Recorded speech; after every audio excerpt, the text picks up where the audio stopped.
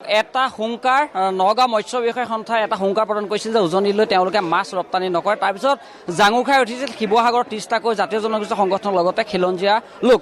কিন্তু কালি যিহেতু সেই যিগৰাকী আচলতে ভাষ্য প্ৰদান কৰিছিল তেওঁলোকে ক্ষমা বিচাৰিলে অসম উজনিৰ ৰাইজৰ সন্মুখত আৰু থানালৈ তেওঁলোকক তলব কৰা হ'ল। তাৰপিছত এটা প্ৰশ্ন হ'ব, উজনিলৈ আহিবলৈ দিবনে জল সংগঠনে নগাঁও বিষাক্ত মাছ? আৰু সেই অনুপাতে জানিবৰ কাৰণে মই বৰ্তমান শিৱসাগৰ কেন্দ্ৰীয় বজাৰত আছোঁ। মোৰ সৈতে আছে শিৱসাগৰৰ জাতীয় সংগঠনৰ নেতা আছে। মই প্ৰথমতে দেখুৱাই ল'ব বিচাৰিম যে নগাঁৱৰ মাছ এই পৰ্যন্ত কিন্তু শিৱসাগৰ কেন্দ্ৰীয় বজাৰত প্ৰৱেশ কৰা নাই। কিন্তু আমাৰ থলুৱা প্ৰজাতিৰ আটাইকেইবিধ মাছ ফিছাৰী পুখুৰীৰ মাছে আচলতে নদ নদীৰ মাছেৰে ভৰি পৰিছে কেন্দ্ৰীয় বজাৰ। এক কথাত মাছৰ চাহিদা কিন্তু কোনো কাৰণতে কম হোৱা নাই। যদিও নগাঁও গাড়ী প্ৰৱেশ কৰা নাই শিৱসাগৰ কেন্দ্ৰীয় বজাৰত, কিন্তু তথাপিও উজনিৰ মানুহে শিৱসাগৰৰ মানুহে কিন্তু উদৰ ফুৰে মাছ খাব পৰাকৈ মজুত আছে শিৱসাগৰ কেন্দ্ৰীয় বজাৰত প্ৰতিবিধ থলুৱা মাছ। মই প্ৰথমতে আহিব বিচাৰিম অসমীয়া যুৱ মঞ্চৰ ৰিদীপ ডেকা কাষলৈ আহিম।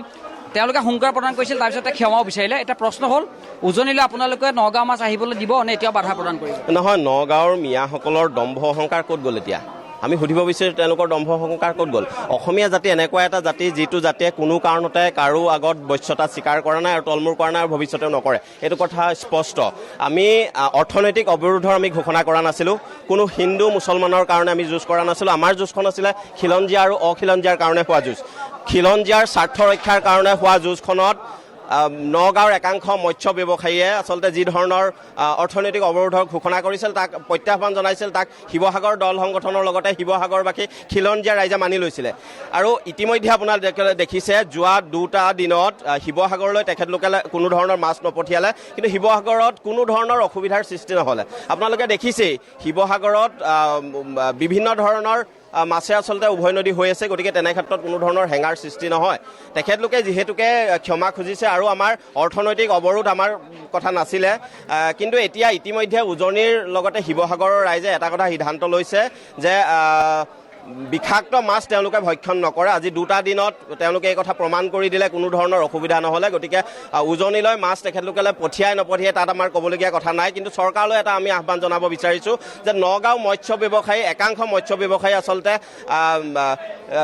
সাংঘাতিক ধৰণে আচলতে মানুহক বিষ খুৱাই আছে। গতিকে ইয়াৰ ওপৰত এক তদন্ত হ'ব লাগে। মীন বিভাগৰ নীতি নিয়মক জলাঞ্জলি দি তেখেতলোকে কাৰ ছত্ৰছায়াত আচলতে এনেধৰণৰ কাম কাজ কৰিছে তাৰ এটা উচিত বিচাৰ হ'ব লাগে। ইতিমধ্যে শিৱসাগৰৰ মীন বিষয়াই কৈছে যে শিৱসাগৰত প্ৰয়োজনীয় যিবোৰ মাছ যিমান মানে চাহিদাৰ দৰকাৰ সেইখিনি পৰ্যাপ্ত পৰিমাণে শিৱসাগৰতে থলুৱাভাৱে উৎপাদন কৰাৰ ক্ষমতা আছে। ইতিমধ্যে 2টা দিনত সেয়া প্ৰমাণ হৈছে। গতিকে উজনিলৈ নগাঁৱৰ পৰা বিষযুক্ত মাছ নপঠিয়ালেও কোনো ধৰণৰ অসুবিধাৰ সৃষ্টি নহয়। এই আছিল অসমীয়া যুৱ মঞ্চৰ ৰিদীপ ডেকা। মই পোনে পোনে মাছৰ যি পৰিৱেশ বা মাছৰ বজাৰৰ যি পৰিৱেশ সেই পৰিৱেশ দেখুৱাব বিচাৰিম। তাৰ সমান্তৰালভাৱে মই কথা পাতিবলৈ চেষ্টা কৰিম কেইবাগৰাকী মৎস্য ব্যৱসায়ী যিহেতু ইয়াত আছে, মই ব্যৱসায়ীৰ কথা পাতিবলৈ চেষ্টা কৰিম।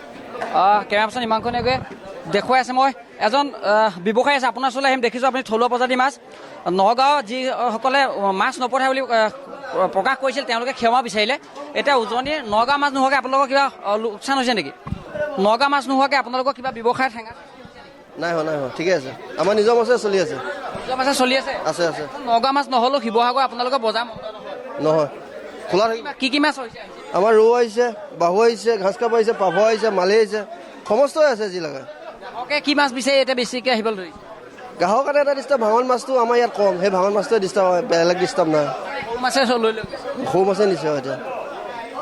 নগাঁও মাছে আচলতে শিৱসাগৰৰ এইসকল ব্যৱসায়ী একো প্ৰভাৱ নেপেলায়, তেওঁলোকৰ ব্যৱসায়ত কোনো ধৰণৰ প্ৰভাৱ নেপেলায় বুলি তেওঁলোকে স্পষ্ট কৰিছে। আৰু যিহেতু নগাঁও মাছ এই পৰ্যন্ত শিৱসাগৰলৈ অহা নাই, থলুৱা মাছেৰে তেওঁলোকে বজাৰ দখল কৰাৰ চেষ্টা কৰিছে। আৰু থলুৱা যিসকল খিলঞ্জীয়া লোক আছে তেওঁলোকেও নগাঁও মাছৰ পৰিৱৰ্তে আমাৰ থলুৱা প্ৰজাতিৰ প্ৰতিবিধ মাছ আচলতে ল'বৰ বাবে আগ্ৰহ প্ৰকাশ কৰিছে। আৰু এজন মই গ্ৰাহক আছে, আপোনাৰ ওচৰলৈ আহিম। যে দেখা গৈছে বিগত কেইবাদিনো ধৰি নগাঁও মাছ বন্ধ হৈ আছে শিৱসাগৰলৈ অহাটো, কিন্তু থলুৱা মাছেই এতিয়া উপলব্ধ হৈ আছে। নগাঁও মাছ থলুৱা কিবা অসুবিধা হ'ব নেকি আপোনালোকৰ? নহয় নহয় নহয়, আমাৰ ইয়াত মাছ এভেইলেবল আছে যেন দেখি পাইছোঁ। নগাঁও যিহেতু সেইসকল যিকেইজনে হুংকাৰ প্ৰদান কৰিছিল উজনিলৈ মাছ নপঠায় বুলি তেওঁলোকে ক্ষমা বিচাৰিলে, এতিয়া আপোনালোকে নগাঁও মাছটো পুনৰ শিৱসাগৰলৈ অহাটো বিচাৰে নে নিবিচাৰে? নাহিলেই ভাল নেকি? নাহিলেই স্বাস্থ্য ভাল হয়, আমি লোকেল মাছ খাম। পুখা 50 টকাকৈ আমি খাইছোঁ। এতিয়া মই আধা কেজি মাছ লৈছোঁ 100 টকা দি। আমাৰ ভাল লাগিছে, নিজৰ থলুৱা মাছ খাবলৈ পাইছোঁ। আৰু এজন গ্ৰাহক আছে, মই আপোনাৰ ওচৰলৈ আহিম।